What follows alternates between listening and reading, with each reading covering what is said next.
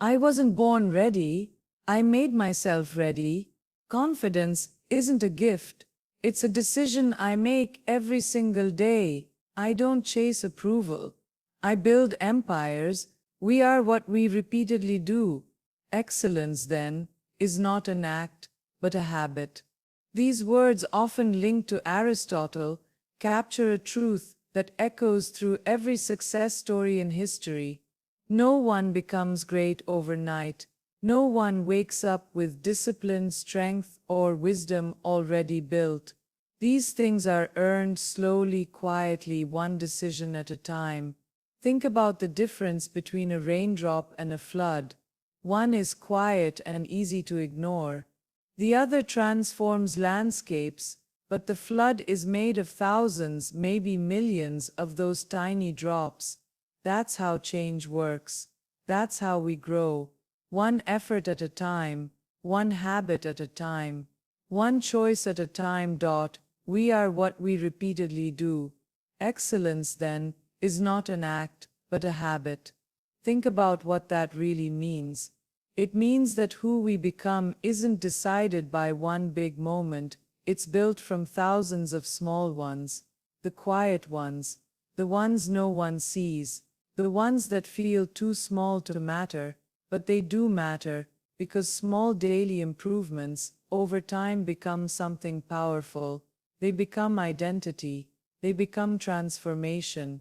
Imagine planting a seed. You water it a little each day.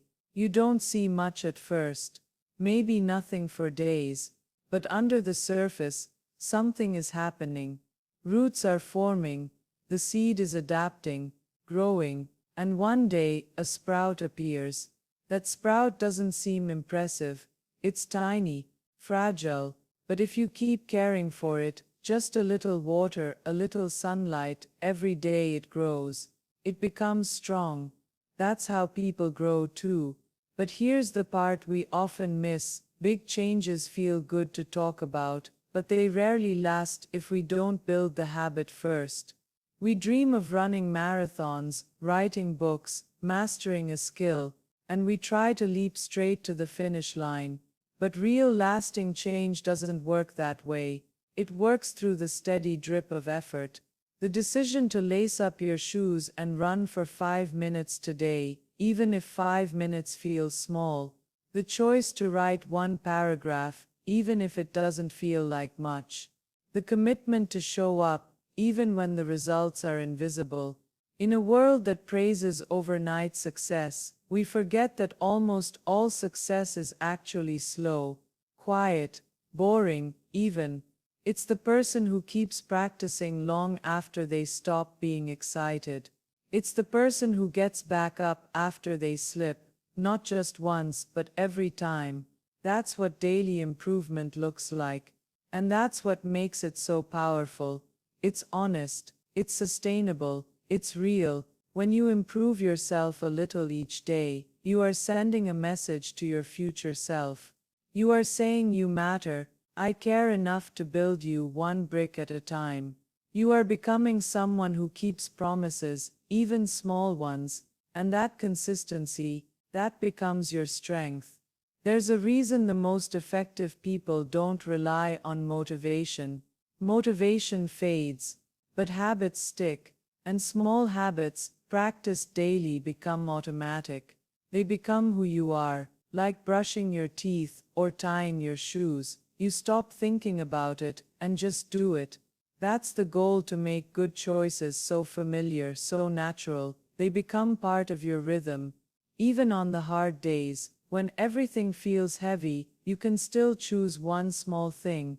Read one page, drink one glass of water, step outside for 5 minutes. These things may not seem like much, but they are how you hold your ground, how you refuse to slide backward.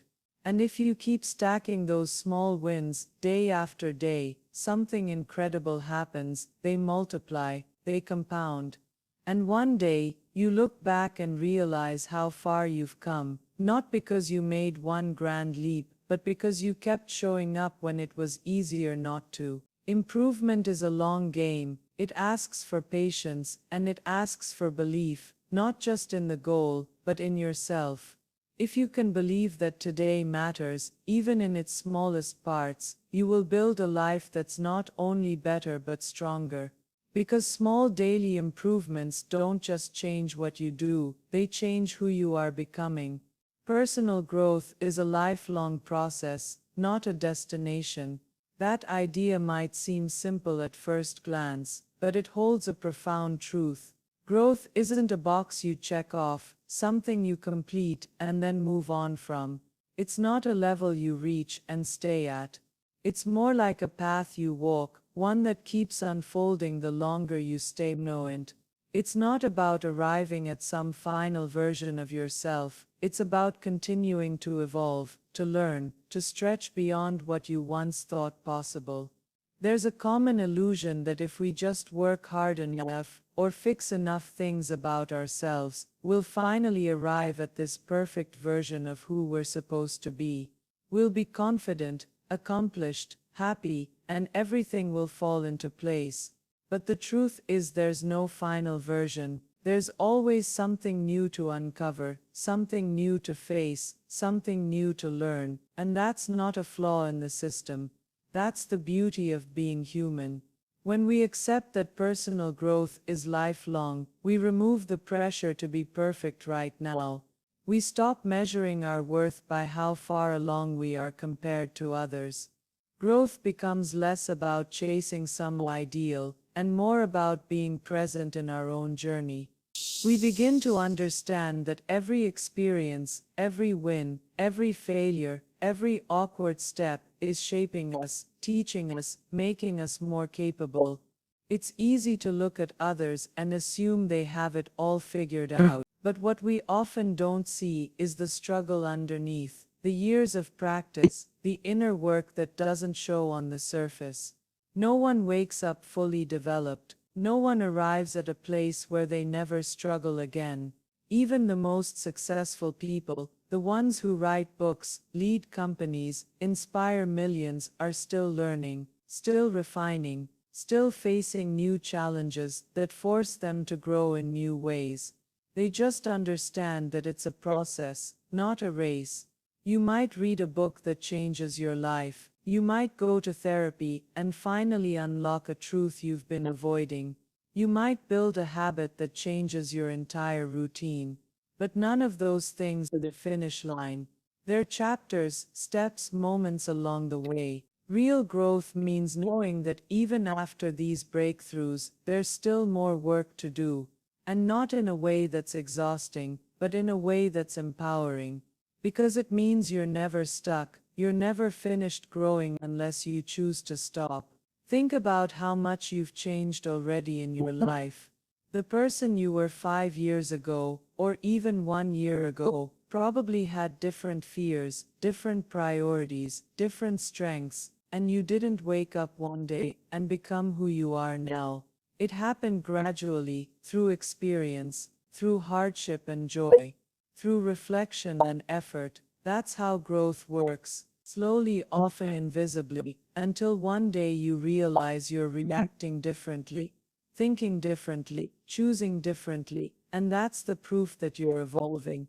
When we frame growth as something ongoing, we become more patient with ourselves, we allow for setbacks, we stop treating mistakes as signs of failure, and start seeing them as part of the path. Because no one gets it right all the time. No one lives without falling down. What matters more is what we do after we do.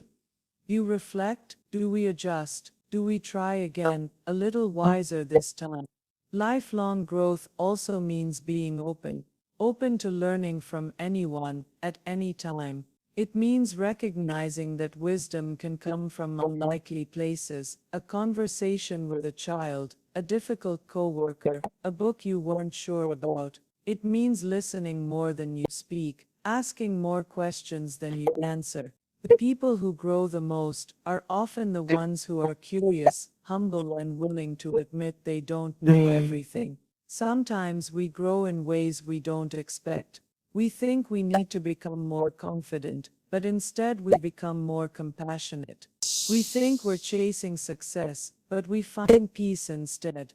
Growth isn't always linear or predictable. It doesn't always look the way we thought it would, but if we stay present and honest with ourselves, we'll keep moving forward in the direction we need, even if it surprises us. And here's something else. Growth doesn't always feel good. Sometimes it feels uncomfortable. Sometimes it means letting go of beliefs we've held for years, or relationships that no longer serve us. Sometimes it means admitting we were wrong, or facing truths we've avoided. It can be painful, but that pain is often where the deepest growth happens.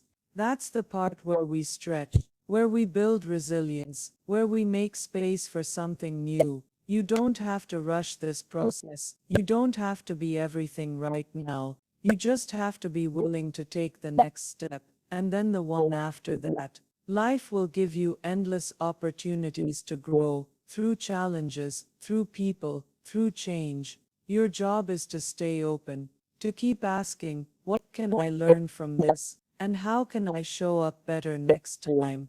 The path of personal growth is never really finished, but that's not something to fear. It means you always have room to become more of who you are meant to be. It means there's always a next level of strength, awareness, and purpose waiting for you.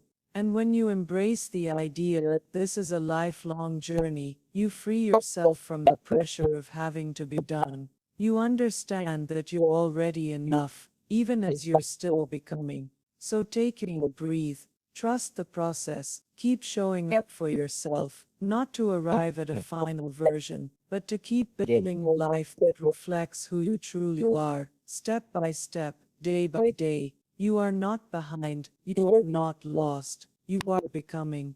And that is more than enough. We often wait for motivation to strike before we take action. We say we'll start when we feel ready, when we're inspired, when we're in mood. But the truth is, motivation is unreliable. It comes and goes. Some days we feel unstoppable, and other days we can barely get out of bed. That's human. But if we only act when we feel like it, our progress will always be inconsistent. We'll start and stop, always stuck in the cycle of waiting for the right feeling. That's why self-discipline and consistency matter more than motivation. They are the real engines of growth. Self-discipline means doing what needs to be done, even when you don't feel like it. It's about showing up for yourself on the hard days, not just the easy ones. It's what gets you out of bed when your body wants to stay under the covers. It's what pushes you to keep going when your mind is full of doubts. And over time, self-discipline becomes a kind of quiet power. It's not loud or dramatic, but it's steady. It builds strength, bit by bit, every time you choose action over comfort. Consistency is its partner. Self-discipline is the decision in the moment, and consistency is the habit of making that decision again and again. If you do something once, that's motivation. If you do it every day, even when it's hard, that's consistency. And that's when change happens. Not from one big burst of effort, but from small efforts, repeated over time. You don't become a great writer by writing one brilliant page. You become a great writer by writing every day, through the bad drafts, the uninspired mornings, the doubts, and trusting that the words will get better. You don't build strength from one workout. You build it from showing up day after day, even when your muscles ache or your energy is low. Motivation is a feeling, self-discipline is a decision, and consistency is a commitment. Feelings change, they rise and fall like waves, but decisions and commitments, they can carry you through those waves. That's what makes them more reliable. It's easy to be excited at the beginning of something new. It's easy to feel inspired when we imagine the end result. But the real work happens in the middle, when it gets boring, when it gets hard, when it feels like nothing is changing. That's where most people quit. And that's where discipline and consistency can carry you forward. People often look at successful individuals and assume they must have endless motivation. But more often than not, those people have simply built systems. They don't wait to feel inspired. They create routines. They schedule their priorities. They remove distractions. They train themselves to follow through, even when they don't want to. That's why they succeed. Not because they have more talent or better luck, but because they've built habits that support their goals. There's something incredibly freeing about not relying on motivation. It takes the pressure off your emotions. You don't have to wait until you feel ready. You just decide. You just do the thing. And the more often you do that, the more it becomes automatic. It becomes who you are. You become someone who shows up, someone who follows through, someone who can be counted on by others, and more importantly, by yourself. That self-trust is one of the greatest gifts of self-discipline. Every time you keep a promise to yourself, you build confidence, not the flashy surface kind of confidence, but the deep-rooted kind, the kind that says, I know I can handle this, because you've proven it to yourself again and again, even in the smallest ways, even when no one else is watching. And the beautiful thing is, discipline doesn't mean you never rest. It doesn't mean you push yourself to burnout. True discipline includes balance. It knows when to pause, when to recover, when to reflect, but it also knows the difference between rest and avoidance. It knows the difference between what feels good now and what's good for you in the long run. Discipline helps you choose the long game, even when the short-term comfort is tempting. It's easy to romanticize motivation, to believe that if we just wait long enough, the perfect moment will come. But perfect moments are rare. Most progress is made in ordinary moments, when we choose the better option, when we take one small step, when we do what we said we would do. Over time, those choices build a life. They build character. They build results. Even when you don't see immediate change, consistency is working. Yeah. Even when no one else notices, your discipline is shaping you. Every repeated action is casting a vote for the kind of person you want to be. And those votes add up, slowly, quietly, powerfully. That's how growth happens, not in a flash of inspiration, but in the rhythm of effort. So don't wait to feel ready. Don't wait to feel motivated. Start small. Start now. Choose one thing you can do today and do it. Then do it again tomorrow and again the next day. Let discipline guide you when your feelings waver. Let consistency build a foundation that motivation could never hold on its own. Over time, you'll see the results, not just in your achievements, but in your mindset. You'll stop asking, how do I stay motivated? And start asking, how can I stay consistent? And that question will lead you further than any burst of inspiration ever could. Because in the end, it's not about how fired up you are on day one. It's about who you become on day 100, or day 300, or year 5. That's the kind of strength that lasts. That's the kind of growth that matters. And that's why self-discipline and consistency will always take you further than motivation ever will.